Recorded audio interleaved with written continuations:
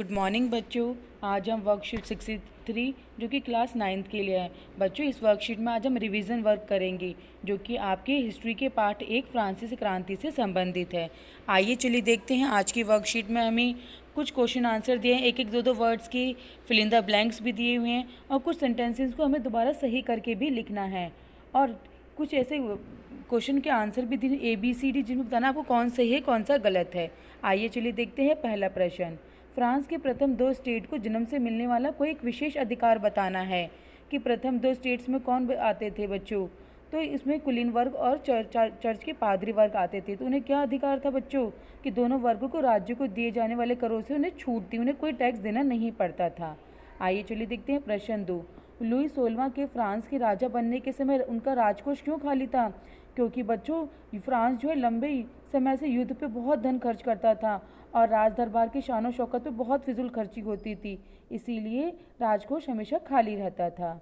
आइए चलिए देखते हैं। प्रश्न 3 में हमें फिल इन द ब्लैंक्स करना है कि फ्रांस के राजा नेपोलियन ने वाटरलू का युद्ध सन 1815 में लड़ा था। तो बच्चों नेपोलियन ने यह युद्ध लड़ा था।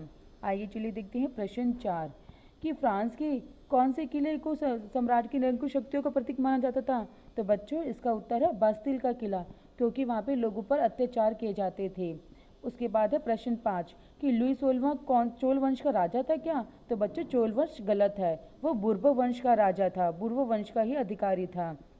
इसके बाद देखते हैं प्रश्न 6 कि वाक्य को हमें सही करके लिखना है कि चर्च के पादरी वर्ग फ्रांस के कौन से स्टेट में आते थे। तृतीय स्टेट बच्चों गलत है, इसमें प्रथम स्टेट में आते थे, तभी तो उन्हें विशेष अधिकार प्राप्त थे। आइए चलिए देखते हैं। प्रश्न 7, इसमें हमें टिक द करेक्ट आंसर बताना है कि फ्रांस में 1794 तक चलने वाली मुद्रा का नाम क्या था। तो बच्चों इसका आंसर है लिवरे। लिवरे जो है फ्रांस की मुद्रा थी।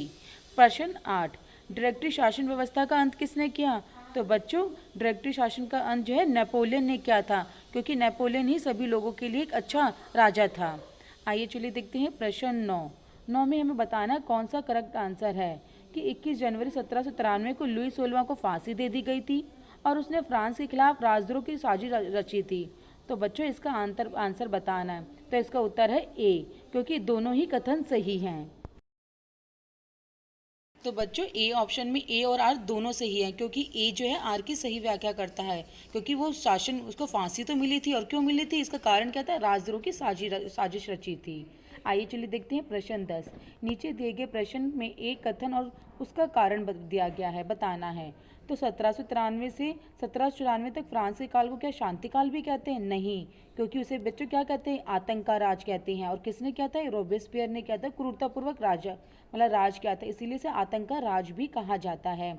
तो बच्चों इसमें बताना है हमें कौन सा सही है कौन सा गलत। जो इसका ऑप्शन है डी कि ए गलत है, क्योंकि वो आतंक का राज था, और आर सही है क्योंकि उसने क्रूरतापूर्व राज किया था। तो बच्चों इस चैप्टर को ध्यानपूर्वक पढ़िएगा और इसके क्वेश्चन आंसर को समझने की कोशिश कीजिएगा। अगर आपको वीडियो पसंद आए तो इसे लाइक और सब्सक्राइब ज़रूर कीजिएगा। Thank you.